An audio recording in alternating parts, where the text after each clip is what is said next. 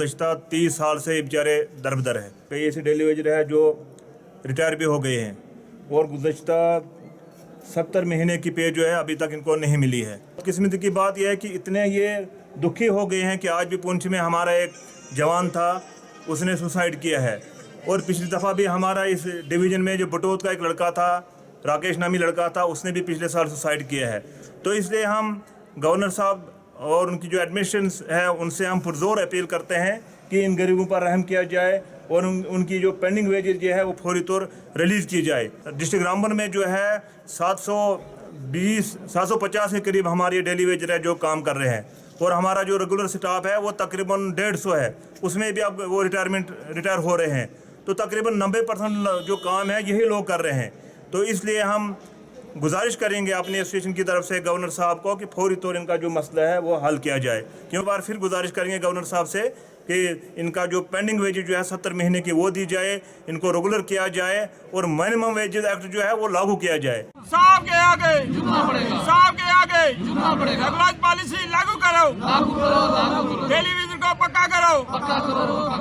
हम क्या चाहते हैं? इंसाफ के आगे झुकना पड़ेगा, इंसाफ के आगे झुकना पड़ेगा। रेगुलर पॉलिसी लागू करो। मैं गवर्नर साहब को पूछना चाहता हूं कि इतनी देर से हो गया, सभी कहते हैं कि गवर्नर साहब अच्छे हैं, अच्छा काम कर रहे हैं। मैं कहता हूं हमारे डेली वेजर के लिए आज तक इन्होंने क्या किया? कुछ भी नहीं किया। और ऐसे ऐसे वाक़े पेश हो रहे हैं। ये जो भी है रेगुलाइज इनको लगाया है, 25-25 साल से काम ले रहे हैं, आप सब काम हो रहा है। तो आप कह रहे हो सिर्फ एक डिस्ट्रिक्ट लेवल का एक डिस्ट्रिक्ट ऑफिसर जो है वो ही परमानेंट है, बाकी सारा जो जितना भी है डेली वेजर हर डिपार्टमेंट में लगा है वही काम कर रहा है। और ना उनको टाइम पर तनख्वाह ना सैलरी, वो जो जम्मू से चलती है सैलरी एक महीने के अंदर इधर 1 साल में पहुंचती है। जो एलजी साहब जो जेएंडके में हैं, इन्होंने एक वादा किया था आज से 3 महीने पहले जब डीडी इलेक्शन हो रहे थे, डीडीसी इलेक्शन, तो ये कहा था कि ये इलेक्शन होने दो, आप स्ट्राइक क्लोज कर दो और उसके बाद आपके जो भी जेन्युइन डिमांड हैं, जो भी आपके काम हैं वो हम हल करेंगे।